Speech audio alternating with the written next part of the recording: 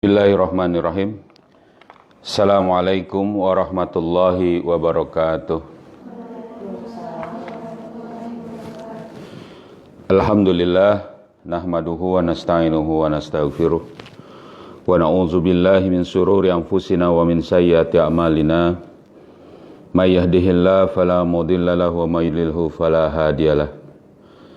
Asyhadu an la ilaha illallah wahdahu la syarikalah wa asyhadu anna Muhammadan abduhu wa rasuluhu la nabiyya ba'dah.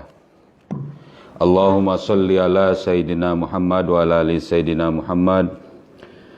Rabbi israh li sadri wa yassir li amri wa hlul 'uqdatam min lisani yafqahu qawli. Subhanaka la ilma lana illa ma 'allamtana innaka antal alimul hakim. Amma ba'du. Alhamdulillah, segala puji hanya bagi Allah. Salawat serta salam semoga selalu tercurah kepada junjungan kita Nabi Muhammad sallallahu alaihi wasallam serta keluarganya, sahabatnya dan juga para pengikutnya yang setia dengan ajarannya hingga akhir zaman. Alhamdulillah, anak-anakku sekalian dan para asatidzah yang dirahmati Allah. Kita lanjutkan kembali kajian kita tentang bahasan kitab Durratun Nasihin. Nasahihul Ibad, bukan Durratun Nasih. Nasahihul Ibad. Ya. Kita masuk kepada bab yang bertiga-tiga, jadi 3 hal. Masuk kepada makalah kedua. Jadi makalah kedua ini adalah Al-Maqalatus Tsaniyah.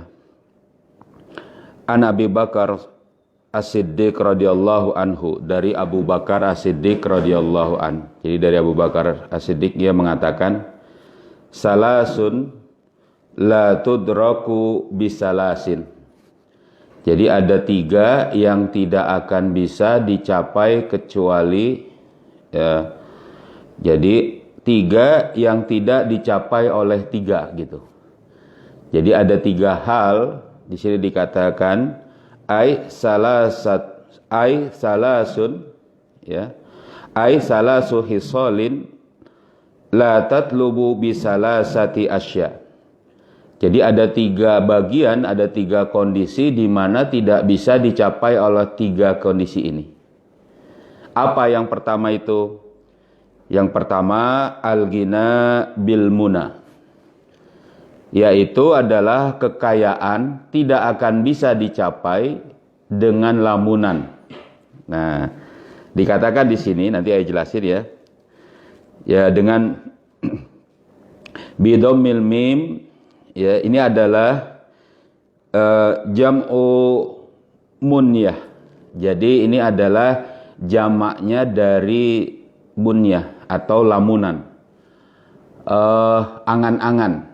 Jadi kekayaan itu tidak akan bisa dicapai cuma berdasarkan angan-angan, banyaknya angan-angan. Ini yang pertama. Ya, saya jelasin sebentar. Lalu yang kedua, akan tapi di sini ya kan? Yuhassalul ghina bil amani, ya. Fala yuhassalul ghina bil amani bal bil qismati minallahi ta'ala.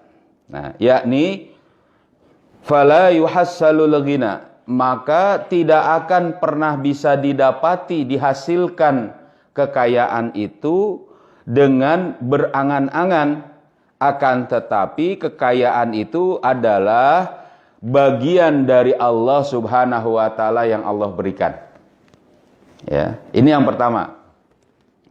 Yang kedua itu dikatakan wasyababu bil khidabi, yaitu kemudaan, awet muda, bukan awet muda istilahnya.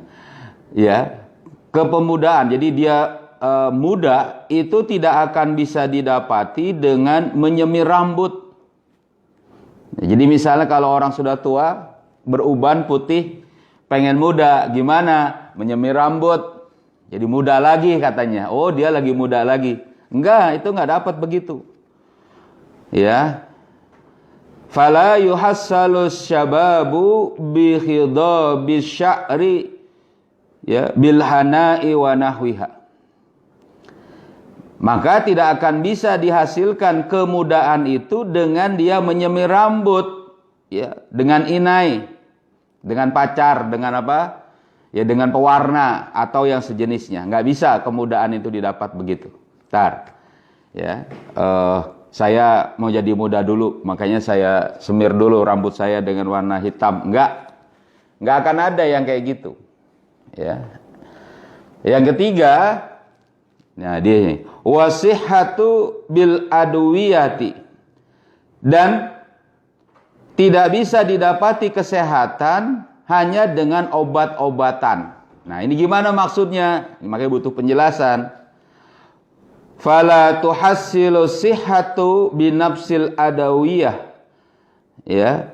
Maka tidak akan bisa didapati kesehatan itu cuma dengan pengobatan, bal bisyifaillahi ta'ala, akan tetapi dari penyembuhan yang diberikan oleh Allah Subhanahu wa ta'ala. Nah, gimana kita memahaminya ini? Jadi gini anak sekalian dan para asatizah. Jadi dalam kitab As-Sababiyah, dalam kausalitas itu ada kausalitas sebab akibat yang disebut dengan as-sababiyah ghairul atau ghairul muqayyadah, ya. Jadi sababiyah yang tidak terikat. Jadi begini. Jadi as-sababiyah itu ada dua, ada yang muqayyadah yaitu as-sababiyah itu sendiri dan ghair muqayyadah. Sababiyah yang muqayyadah itu adalah yang bagaimana, yang kalau kita mengerjakannya, ya, secara sebab akibat itu pasti langsung dapat. Ya, misalnya tadi saya ingin minum, mengangkat buku, saya ambil sebab akibat saya harus menggerakkan tangan, ambil buku dan mengangkatnya. Ini berhasil. Ya, tentu dengan tapi kalau misalnya Allah berikan sakit dan itu lain lagi, itu nggak kasualitas. Jadi sebab akibat itu adalah dia menjalankan segala sebab-sebabnya. Dia memiliki keinginan, dia memiliki tujuan, dia memiliki kemudian sarana, lalu kemudian dia menggunakan sarana dengan pada tempatnya. Jadi ada beberapa syarat, ada syarat keinginannya, ada syarat di dalam dan syarat di luar. Nah, itu ada nanti dalam kitab As-Sababiyah. Nanti boleh mungkin kita bahas kitab As-Sababiyah. Nah, sababiyah yang pertama ini itu adalah sebab akibat yang pasti didapat dari perbuatan di dunia. Benda ketemu benda, zat ketemu zat yang kemudian saat itu ada di dunia. Tapi ada as-sababiyah yang kedua, yaitu ghair muqayyadah, yang tidak terikat, tapi as-sababiyah yang bagaimana tergantung dari qada Allah, tergantung juga dari apa? Takdir, kalau boleh dikatakan begitu. Apa itu? Termasuk adalah umur dan juga ajal di situ tentu saja, ya, sampainya umur, dan yang pasti itu adalah apa? Termasuk as-sababiyah ghair muqayyadah itu, ya, yaitu adalah masalah rizki. Masalah rizki. Ya, masalah rizki. Nah, makanya dikatakan di sini, ya, di dalam kitab itu maksud ayah. Jadi, orang yang berjalan mencari rizki itu kadang nggak dapat. Dia sudah ke sana kemari berjalan jauh. Ya, dari Jawa misalnya, dari Surabaya sampai Jakarta. Ya kan? Dari Bengkulu sampai Jakarta mencari rizki, tapi rizkinya di sini. Harus makan pagi-pagi, misalnya di sini makan nasi, itu rizki kan? Sampai di sini, tapi kadang nggak dapat juga. Dan itu dijalani kausalitas itu.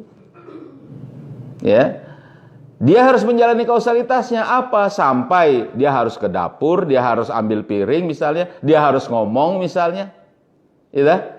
Dia harus kemudian menjalani perbuatan-perbuatannya untuk sampai rizki itu, ya. Kenapa? Karena itu termasuk kausalitas as-sababiyah. Tetapi terkadang dapat, terkadang tidak dapat. Jadi orang kaya itu adalah bagian yang Allah berikan. Itu adalah keutamaan, kelebihan, fadlullah. Ya. Nikmat dari Allah kepada dirinya yang nanti akan ditanyakan dia gunakan buat apa. Ya kan? Dari mana? Artinya sababiyah dia itu apa yang dia kerjakan saat rizki itu dia terima. Dan rizki itu tidak akan ditukar oleh Allah.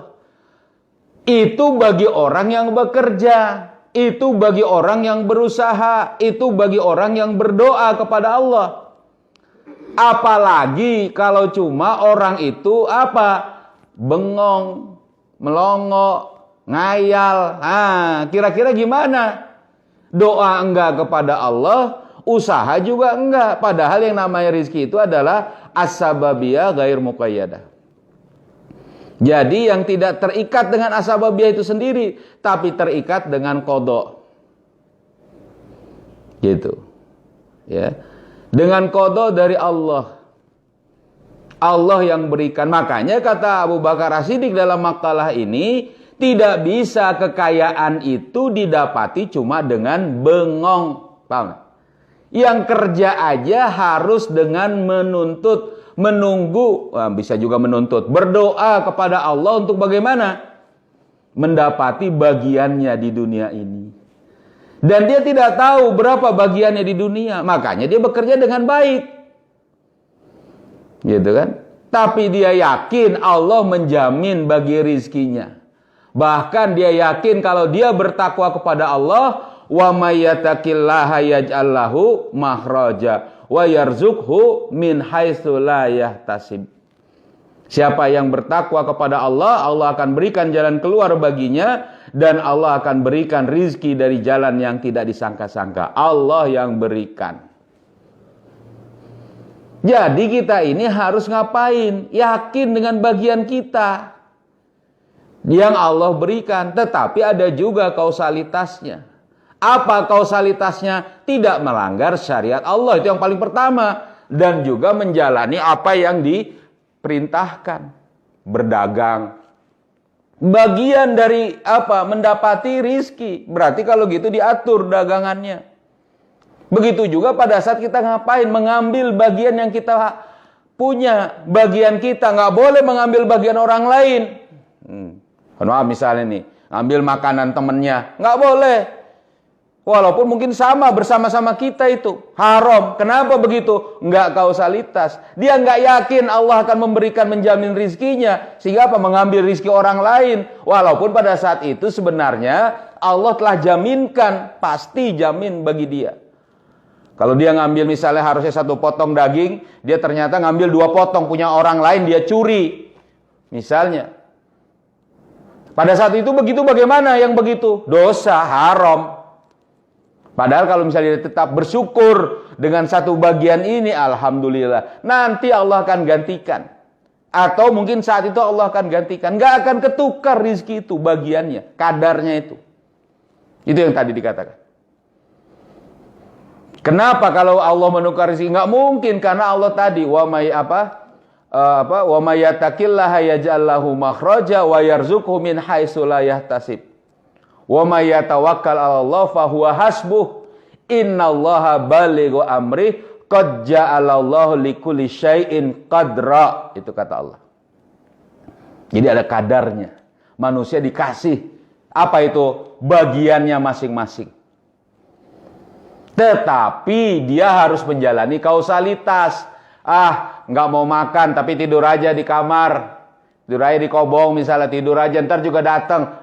Susah kayak gini. Tapi bisa. Allah tak berikan rizki. Oh ternyata kamu kenapa ya? Kata temannya. Sakit ya? Nggak mau ke dapur. Nggak mau ngambil makanan. Sebentar ya saya ambilin. Pahala bagi kawannya. Dia ambilin makanan buat temannya. Tetap dia dapat. Tapi di sisi Allah dia jadi bagaimana? Orang yang pemalaskah? Orang yang berdustakah pada saat itu misalnya?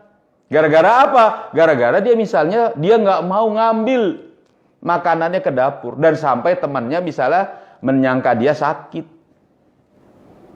Ini kondisi kecil. Begitu juga yang besar. Ngambil harta milik orang lain. Nauzubillah, ini ada mobil orang, ini ada motor orang, ini ada emas orang. Oh, ini saya bongkar rumah orang. Saya buka dia, saya ambil. Padahal saat itu menurut syariat gimana? Diharamkan oleh Allah, nggak boleh mencuri. Ini ada dana bantuan sosial, saya potong aja. Padahal jatah orang lain. Jadilah korupsi miliaran. Ini ada misalnya jatah obat, jatah vaksin, bayarnya berapa? Bayarnya 13 dolar misalnya, padahal harganya cuma misalnya 5 dolar misalnya. Selebihnya, saya ambil buat saya, keuntungan buat saya. Padahal itu haram dia lakukan. Allah menukar rizkinya nanti? Tidak. Gimana? Ya enggak tahu, itu memang urusan Allah. Karena tadi ini tidak terikat dengan kausalitas. Tetapi kausalitas itu tetap wajib kita dapat, kita kerjakan agar bagaimana? Agar saat rizki itu datang kepada kita, kondisi kita, nah ini kondisinya, kita sedang mengerjakan yang halal. Jadi kalau misalnya dikatakan, kamu pasti dapat, misalnya nih ya, ini ayah nggak tahu, misalnya, kamu pasti dapat 2 potong ayam. Dia tahan. Masa saya harus mencuri punya teman saya misalnya? Saya ambil aja 1. Wah, tapi ini punya teman saya. Nggak jadi, taruh lagi. Saya bersabar. Tapi dia tuh kan nggak tahu sebenarnya bahwa dia pasti dapat 2 kan? Nah, dia dapat ambil 1. Tiba-tiba temannya, aduh saya lagi enek nih nggak mau makan ayam. Ini buat kamu ya. Padahal tadi itu dia pengen curi. Berbeda kan kalau misal dia mau mencuri, ambil 1. Temannya bilang, wah, kok saya nggak kebagian ayam ya, misalnya. Nggak apa-apa deh, saya memang lagi nek. Bagi dia nggak ada masalah, dia memaafkan orang yang mencurinya, pahala bagi dia, tetap bagian pahala dia. Ya, tapi bagi yang mencuri, dia dapat 2 potong ayam, misalnya, pada saat yang sama dia berdosa. Berbeda pada saat dia menahan diri, misalnya.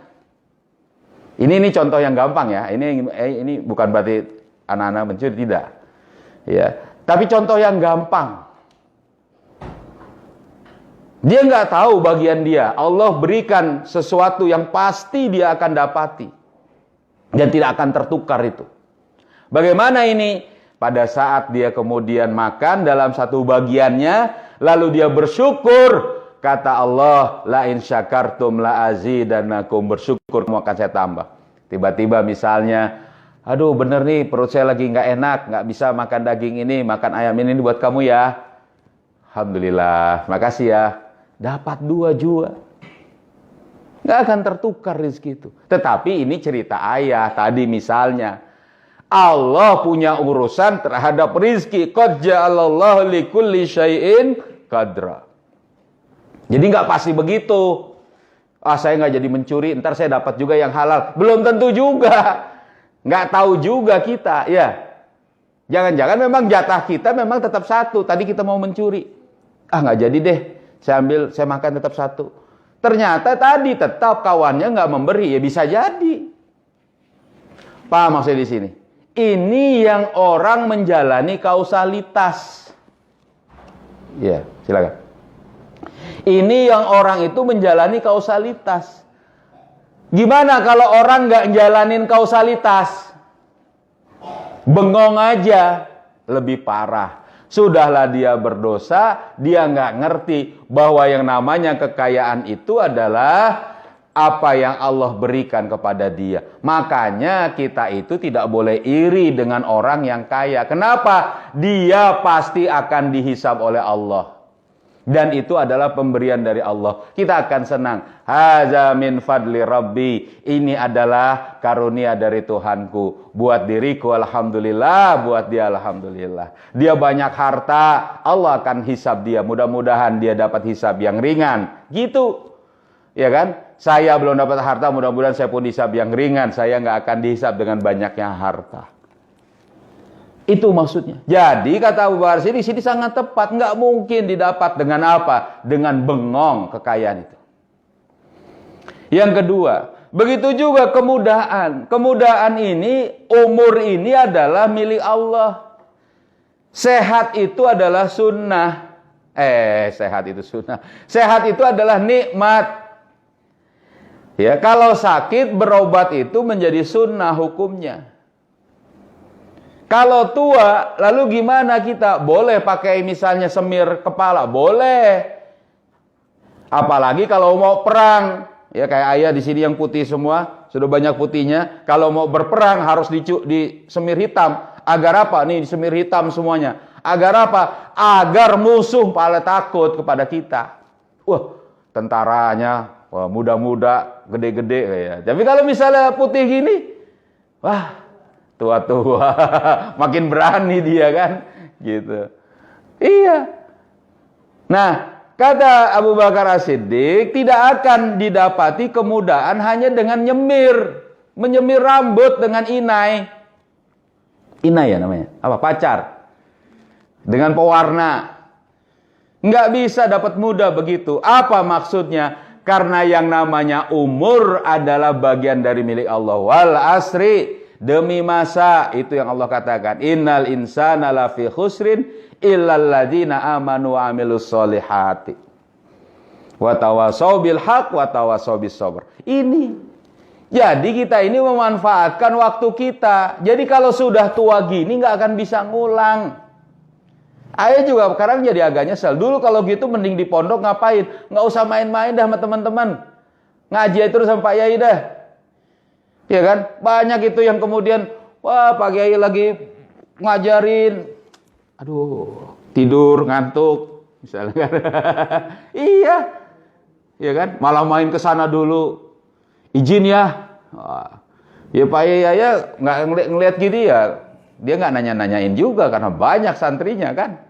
Satu nyelot seluar nggak ada. Ya kan? Tapi kerasa sekarang nggak akan bisa mengulang lagi waktu itu. Bukan mengulang untuk kemudian lebih main-main lagi. Enggak. Tapi waktu yang kemudian dilewati, detik tadi, detik kemarin, nggak bisa. Makanya dikatakan di sini, masa muda itu adalah milik Allah. Makanya ajal itu adalah ketentuan Allah. Tetapi sama tadi, untuk seseorang yang dalam keadaan untuk sampai sakit, sehat, muda, dia harus tetap menjaga bagian tubuhnya. Apa itu? Dia harus menjalani kausalitasnya juga. Ya kan? Tahu dia ini misalnya tidak bisa, perutnya sakit, ada penyakit makan yang kemudian asam-asam dan kemudian apa, di pedas-pedas misalnya. Ya kan? Sakitlah dia. Nggak taunya ajalnya sampai. Baru sakit perut sedikit misalnya, glek, sampai ajalnya. Bisa dia kembali hidup? Tidak. Bisa dia kembali muda? Tidak. Ya, makanya gitu. Apa itu? Mendapati keadaan kita, bersyukur dan memanfaatkan untuk tidak melanggar syariat. Makanya yang beruntung itu orang yang beriman, beramal soleh. Susah ya misalnya, pengennya main-main terus, pengennya senang-senang terus. Ya, itu kata Rasulullah kepada Abu Bakar As-Siddiq. Ya kan? Saatan-saatan. Ada waktunya, ada waktunya. Jadi kita gimana? Ada waktunya. Ya mungkin sesekali kita merasa tidak serius, bukan tidak serius, main-main juga, ada juga. Tetapi jangan sampai melanggar syariat. Kalaupun melanggar syariat, bagaimana? Ya cepat-cepat bertaubat. Yang kedua, yang ketiga, terakhir. Apa ini? Nah, dikatakan di sini. Tadi, sehat tidak bisa didapati dengan obat. Sehat itu bagian dari Allah. Hukum berobat adalah gimana? Sunnah. Ya kan? Tapi merasa sombong bahwa nggak usah berobat, saya pasti sehat, itu dosa. Karena sombong, takabur dia. Jadi gimana kalau misalnya sekarang ini dalam kondisi pandemi ini? Ya tetap kita jaga kesehatan kita. Kalau ada obat yang bisa kita makan, ya kita makan. Tapi tetap hati kita ingat kepada Allah. Bagaimana? Ini adalah Allah yang menyembuhkan. Paham nggak? Nggak mungkin dari obat. Ya, misalnya nih, minum obat, masih minum obat ya? Iya, ya minum obat nggak apa-apa. Tapi pada saat minum obat itu, ingat doa Nabi Ayub alaihissalam. Robbi anni masaniya durru wa anta arhamar rahimin. Luk minum. Ya Allah, sesungguhnya aku dalam kondisi sakit dan engkau adalah zat yang maha pemurah, maha pengasih, lagi maha penyayang. Itu baca doanya. Minum, ingat pada Allah, mudah-mudahan jadi sehat. Ya, bahkan kalau perlu dizikirkan tuh. Robbi anni masaniya durru wa anta arhamar rahimin saat sakit. Saat sehat juga nggak apa-apa, tapi itu emang doa pada saat sakit. Tetapi kausalitas untuk menjalani pengobatan tetap dijalani. Sekecil apapun atau sampai manapun. Walaupun kadang ada yang lalai, ya kan? Sakit perut, minum obat sakit kepala. Ya, misalnya kan, gimana tuh? Ya nggak juga jadi gitu kan. Ada yang nggak lalai, dia berobat juga. Dia berdoa kepada ya Allah, sembuhkan sakit perut saya. Kalau dia nggak tahu, nggak ada masalah. Tapi kalau dia tahu, ini obat sakit kepala sebenarnya ini. Ya kan? Tapi minum aja. Ya makin kacau perutnya bisa. Dia lalai. Bukan obatnya. Ya kan? Tapi pada saat itu dia sedang bagaimana sebenarnya? Tadi, gambling, berjudi. Nah, nggak boleh begitu. Walaupun tentu kesehatan itu dari Allah Subhanahu wa Ta'ala. Kausalitasnya tetap dijalani. Paham? Ngerti dengan 3 hal kayak gini? Ya. Ini memang penjelasan ini. Nah, oleh karena itu, ini yang dikatakan oleh Abu Bakar As-Siddiq. Salasun la tudraku bisalasin al-ghina bil muna, ya kan? Wasyababu bil khidab, dan juga wasihatu bil adwiyah. Jadi nggak bisa itu sehat cuma dengan obat. Muda cuma dengan disemir. Muda itu bagaimana maksudnya? Yang menjalani umurnya dengan beramal soleh. Tadi surat Al-Asr. Ada pertanyaan? Paham? Paham ya? Cukup ya? Cukup ya? Ada pelajaran kita. Ya, itu. Nah, ini makanya surat Al-Asr ini menjadi nasihat yang baik buat kita. Kalau kata Imam Hasan Al-Basri, kalau misalnya umat Nabi Muhammad ini diberikan satu surat saja, bukan yang lain, tentu surat Al-Hasr ini mencukupi. Nah, itu dia. Dan memang diperintahkan untuk kita mengingat ini dengan saat kita selesai beramal soleh. Belajar ini beramal soleh. Ya, kita tutup sama-sama dengan baca surat Al-Asr dan kita juga membaca doa akhir majelis. Ya. Bismillahirrahmanirrahim. Wal asri innal insana lafi khusrin illalladzina amanu wa amilus solihati wa tawasau bil haqqi wa tawasau bis sabr. Subhanakallahumma wa bihamdika asyhadu an la ilaha illa anta astaghfiruka wa atubu ilaik. Assalamualaikum warahmatullahi wabarakatuh. Alhamdulillah. Pelajaran ayat ya di sini ya. Masih bisa kan kita pakai di sini ya? Ya. Kitabnya di bawah.